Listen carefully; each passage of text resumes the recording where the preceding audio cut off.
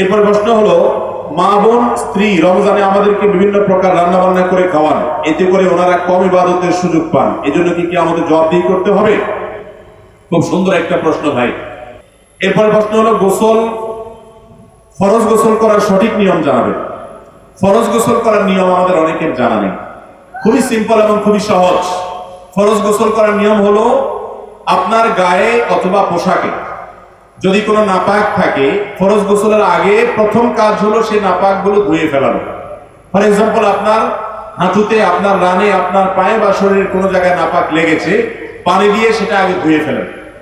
আপনার লুঙ্গিতে, পাজামা, প্যান্টে বা কোনো জায়গায় নাপাক লেগেছে, যেই জায়গাটা লেগেছে সেই জায়গাটা আলতো করে ধুয়ে ফেলান।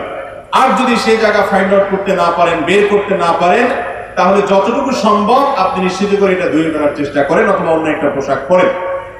এরপর গোসল শুরু করার একবারে প্রথম কাজ হলো, ওযু করার সময় আমরা যেভাবে ওযু করি হুবহু ওযু দিয়ে গোসল করতে হবে। ওযু দিয়ে গোসল শুরু করতে হবে।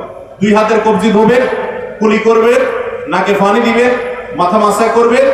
এরপর আপনার দুই হাতের কবজি, মাথা মাসা সব হয়ে যাওয়ার পরে আপনি গোসল করবেন। মাথার উপরে পানি, কাঁধের উপরে পানি ঢেলে গোসল করার পর টয়লেট থেকে বের হওয়ার সময় অথবা পুকুর থেকে ওঠার সময় আপনি দুই পা টাকনু পর্যন্ত, গিরা পর্যন্ত ধুয়ে ফেলবেন। আপনার গোসল হয়ে গেল। যদি কেউ এভাবে গোসল করেন তার ফরজ গোসল হয়ে যাবে। তবে ওই যে ফরজ গোসলের জন্য কুলিটা ভালো করে করতে হবে, গড়গড়া করে নাকে পানি দিতে হবে যাতে করে নাকের এই নরম অংশ পর্যন্ত পানি পৌঁছে যায়। বাস এই কাজগুলো যদি করেন আপনার গোসল, ফরজ গোসল হয়ে যাবে। আবার বলছি, শরীরে বা কাপড়ে আগে নাপাক থাকলে সেটাকে ধুয়ে ফেলতে হবে। এরপরে কাজ হবে ওযু করা। ওযু করে সবকিছু ওযু করবেন, শুধুমাত্র পাও ধোয়াটা বাকি রাখবেন। পা ধোয়াটা বাকি রেখে এবার গায়ে পানি দিবেন।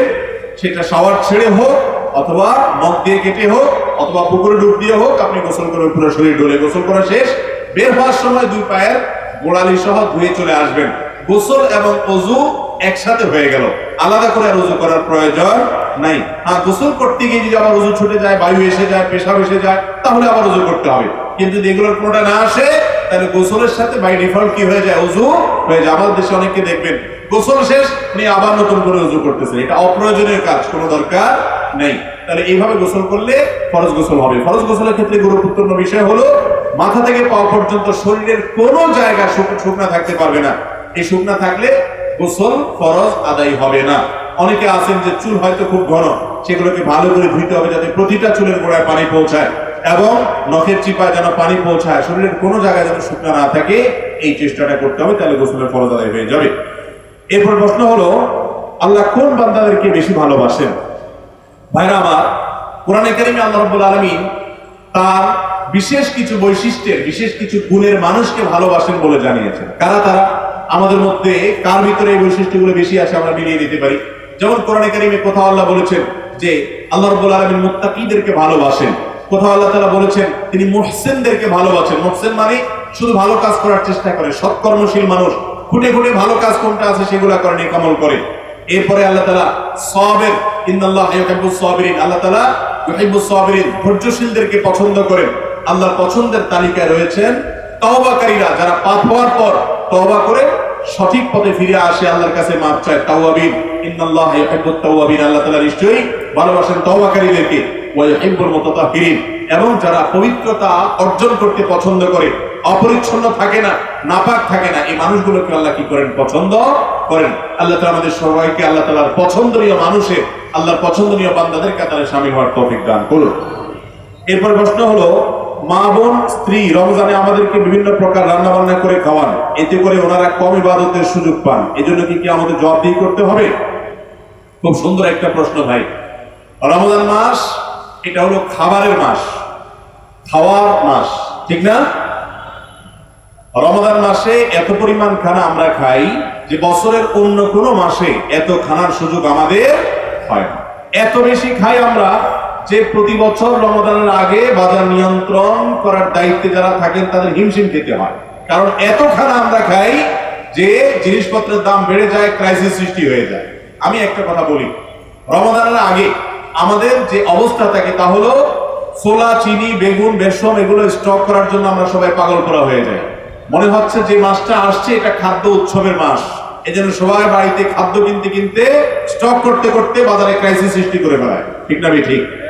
ভাইরা আমার, যেখানে রমজান মাসে দিনের বেলা রোজার কারণে আপনি খেতেই পারতেছেন না, 14 ঘন্টা থেকে 16 ঘন্টা 17 ঘন্টা আপনি রোজা রাখছেন, আবার রাতের বেলা ঘুমিয়ে থাকলে কয় ঘন্টা ঘুমাচ্ছেন?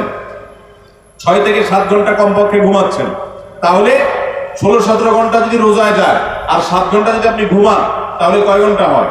অলমোস্ট 22-23 ঘন্টা হয়ে যায়। আবার তারাবিতে 1 ঘন্টা চলে যায়, তাহলে কত যায়? প্রায় 24 ঘন্টা চলে যায়। আর খাওয়ার চান্স কতক্ষণ আপনি? 24 ঘন্টা থেকে যদি 22 ঘন্টা চলে যায়, 23 ঘন্টা চলে যায়, আর থাকে কয় ঘন্টা? 2 ঘন্টা বা বড় 3 ঘন্টা টাইম থাকে। রমজান মাসে কিন্তু খাবারের টাইম 2 থেকে 3 ঘন্টা বেশি থাকে না। এই 3 ঘন্টায় আমরা যে পরিমাণ খাই, রমজানের বাইরে 24 ঘন্টা এই পরিমাণ খাই। ইফতারি মধ্যবিত্তের একটা পরিবারে সাধারণত যে পরিমাণ আইটেম ইফতারে থাকে, ইফতার মানেটা কি ভাই? ইফতার মানে নাস্তা। ইফতার মানে কি? ইফতার আরবি শব্দ, এটা বাংলা অর্থ কি? নাস্তা। আমরা সারাদিন উপবাস থাকি, সেজন্য সন্ধ্যার সময় ইফতার করি। অন্য সময় যখন রোজা রাখি না রমজানের বাইরে, তখন সারা রাত আমরা উপবাস থাকি, ওই যে রাত্রে খেয়ে শুয়ে যাই, 8-10 ঘন্টা 9 ঘন্টা 7 ঘন্টা 6 ঘন্টা আমরা উপবাস থাকি, এরপর সকাল 7টা-8টা বাজে আমরা নাস্তা করি। তো অন্য সময় সকালে যে নাস্তাটা করতাম, রমজান মাসে এটা সন্ধ্যায় করি। একটা মধ্যবিত্তের পরিবারে নাস্তায় সাধারণত কয়টা আইটেম থাকে? 3 থেকে 4টে আইটেম থাকে। রুটি থাকে, ভাজি থাকে, ডিম পোস্ট থাকে, একটা চা থাকে বড় জোর, বা সেই 4-5টা পদ নাস্তা থাকে। কিন্তু সেই পরিবারটাতেই ইফতারের আইটেমে কম পক্ষে 10 থেকে 15টা পদ থাকে, ঠিক না ঠিক? আবার এই খাবার গ্রহণ করার জন্য একটা জাল হাদিস বানাই নিয়েছি আমরা, সেটা হলো রমজানের খানার কোনো হিসাব নেই। শুনছেন এই হাদিস আপনারা? এটা একটা জাল হাদিস। কোরআন হাদিসে কোথাও এই কথা নেই। রমজানে খানার হিসাব আল্লাহ আরো বেশি করে নেবে। কারণ যেই মাসে ইবাদত বন্দিগি করার কথা, যে মাসে আল্লাহ তাআলা দিনের বেলা খানাই বন্ধ করে দিয়েছেন, ওই মাসে আপনি আরো ডবল করে খাইলেন, তাহলে আল্লাহর কাছে আরো হিসাব দেহি করা লাগতে পারে কি পারে না? অতএব রমজান মাসে আমরা এই যে খাবারের পিছনে পড়ে যাই, প্রশ্ন খুব যৌক্তিক প্রশ্ন। আপনি খাবারের পিছনে পড়ে যান, এই জন্য মা বোনরা ইবাদত বন্দি করতে পারেন না। বেচারীরা ওই দুপুর 2টা-3টা থেকে শুরু হয়ে যায় আপনার ইফতারের প্রস্তুতি। ইফতারের প্রস্তুতির পর ইফতার বানাইতে বানাইতে বানাইতে বেচারীরা কাহিল হয়ে যায়, এত আইটেম করে ফেলেছে। এরপর আপনি অফিস থেকে এসে, কর্মস্থল থেকে এসে বাসায় আপনি নামাজের আগে কোন রকম 2-4-5 পদ দিয়ে খায়া যায় নামাজটা পড়েন। নামাজ পড়ে এসে দ্বিতীয় ইনিংস ঘোষণা করেন, আইসা সেকেন্ড ইনিংসে খানা শুরু করেন, আছে না নাই? প্রথম ইনিংসে ইফতারিতে 2-4 পদ খায়া এরপরে যে আপনি বিরতি দেন, বিরতি দিয়ে মাগরিবের নামাজ পড়ে হাঁটে আসলেন, গেলেন, আর একটু ক্ষুধা হইলো, বাড়িতে এসে জামা টাপড় খুলে এরপরে আপনি সুন্দর করে আবার সেকেন্ড ইনিংসে বসেন, বসে খাইতে থাকেন। খাইতে খাইতে খাইতে খাইতে এশার আযান দেওয়ার অবস্থা হয়ে যায়। আবার কোন রকম এশার নামাজটা পড়তে যান, এশার নামাজটা পড়া শেষ হইতে না হইতে আইসা আবার বলেন যে হ্যাঁ, শেষের একেবারে লাস্ট ইনিংসে কি আছে, ঠিক না ঠিক? তাহলে মা বোনরা বেচারীরা ইবাদতটা কখন করবে? খুব যৌক্তিক প্রশ্ন। তারা ইফতারের আগ পর্যন্ত আপনার ইফতারি বানাচ্ছে, আপনি চলে গেছেন মাগরিব নামাজ পড়তে, বেচারীরা গোছাতে গোছাতে শেষ। আমাদের পরে এসে আপনি আবার হালিম চাইবেন, আপনি আবার এটা চাইবেন, আপনি আবার সেটা চাইবেন, বেচারীরা সেটা প্রস্তুত করতেছে। এরপরে খাইয়া ধুয়ে চলে গেলেন সবগুলো ওইভাবে, বেচারীরা সেগুলো পরিষ্কার নিয়ে লেগে গেল।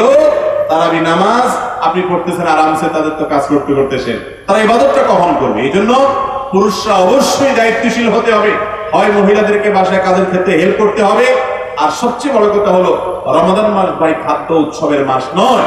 আমরা যেভাবে খাদ্য সংগ্রহ করি, খাদ্য জমা করতে থাকি, মনে হয় যে খাদ্য উৎসবের মাস আসছে, ঠিক না ঠিক? অতএব এই ক্ষেত্রে মা বোনদেরকে যদি আমরা সহযোগিতা না করি, কিংবা আমরা খাদ্যের জন্য এরকম পাগল করা হয়ে যাই, তাদেরকে যদি ইবাদতের সুযোগ না করে দেই, তাহলে সেক্ষেত্রে আল্লাহর কাছে জবাবদিহি করা লাগবে। তবে হ্যাঁ, মা বোনরা রোজাদারের জন্য যে পরিশ্রম করছেন, কষ্ট করছেন, এর জন্য তারা আল্লাহর কাছে অবশ্যই আজর পাবেন, এর জন্য অবশ্যই আল্লাহর কাছে তারা সওয়াব পাবেন। কিন্তু এই রোজাদারের জন্য কষ্ট করার সওয়াবটা শুধু তাদের দরকার না, আপনারও দরকার আছে। তাহলে আপনিও ওই মহিলার সাথে পেঁয়াজি বানাবেন, আপনি তার সাথে অন্যান্য কাজ করবেন। আল্লাহ আমাদেরকে তৌফিক দান করুন।